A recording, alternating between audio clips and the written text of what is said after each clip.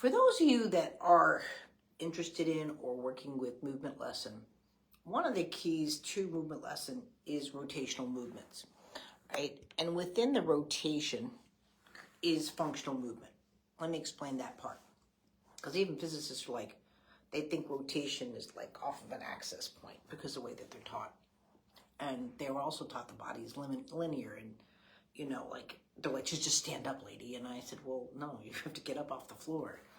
You can't do it with a straight line. So for infants, or all our developmental movement, I don't care if you're going to the Olympics, you're playing for the NFL, if you look at Travis Kelce, all you're going to do this weekend is look at his rotational movement.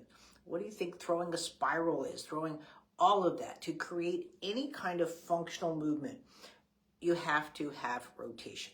So rotation is the ability to work around something using rotational movements or circular movements. Now, I can go all day and put my arm out like this. I can do this movement. I can weightlift doing this movement. It is not functional. This is why I leave the gym, and if I left the gym after 2 weeks, I'm going to lose muscle mass, because everything here is done with basically like linear movements, but inertia. But again, the reason it's not functional is because I can't dress myself. I can't feed. I can't get out of bed with this. I can show increase of range of motion, or I can. They're measurable motions, but it's not movement, right? Movement is what we need to develop. To have a motion, it's just an act or getting from point A to point B. This is why I don't accept, like, say, army crawling. Everybody wants, oh, your baby's getting to point A to point B. It's motions. It's not movement. It's not a functional movement. So from lying down to get to rolling over, you need rotation. Eventually coming to sitting, even your eyeballs are round. Everything's round. Your DNA has, your atoms have it. Your cells have it. Your whole body is made of, even your interior of your muscles. Right? This is one of my first presentations at Oxford, right? The myosin-actin collections within the sarcomeres, right? When they read the slides in 1954, they did it off of frog cells. Well, frogs don't have rotation, and so if you look at the human body cells and the way that they have ATP collection and so forth, then that's what's needed. This is where you see the issues with genetics, hypotonia. Everybody thinks get muscles stronger. How do you do it? You need rotation within the muscles. Right? I've done lots of stuff with you where I've shown you that button toy and so forth. When there's rotation, that's where the muscles can, like when I'm here to here and grabbing and crawling and so forth, that's rotation out, rotation in, right? And you're going through all of those kind of things.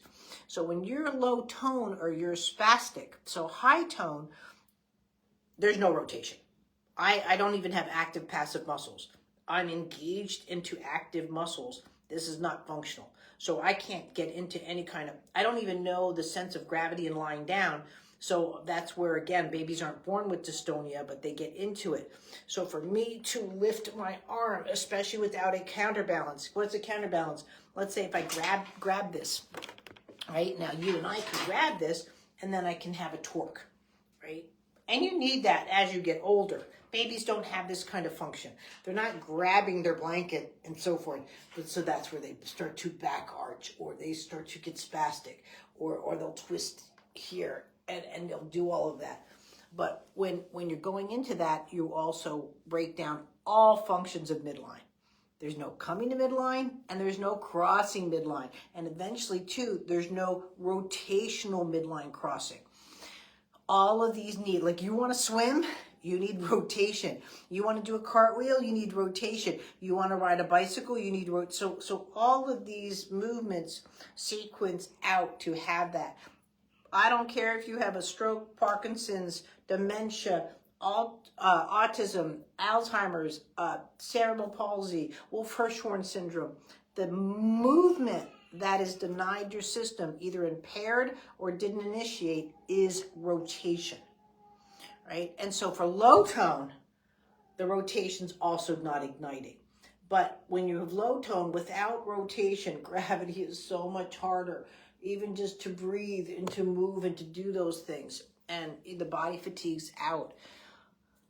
No matter what you're doing, I don't care if it's a rocket, the planet Earth, a sunflower, all biology, all movements. If you're opposing gravity, which is what milestones are, you have to have rotation. When you don't have rotation, this is when Newton's law comes into effect. For every action, there's an equal opposite reaction. So the rockets are the easiest way to look at it. Rockets will escape. No rocket goes up straight from the Earth. The Earth curves, rockets curve, and then they start spinning around the moon, and that's how, escape velocity works. They ricochet off of gravity using rotation. But a rocket that has no rotation, then the atmospheric pressure will crush the rocket. They blame it on the O-ring or whatever, but that's what's going on. A bullet, you shoot a bullet, you can blame it on friction. When the rotation ceases, the bullet will succumb to Earth. And so for us to work to do that, all of our organization for movements has to include rotation. It's really easy. It's just gentle touch, but you will not be instructed. Not one movement from movement lesson comes without that gentle rotational touch from working with the newborn movement assessment on. It's your golden egg. And I can tell you right now, if you're working with other modalities, listen, we're all here to help your child.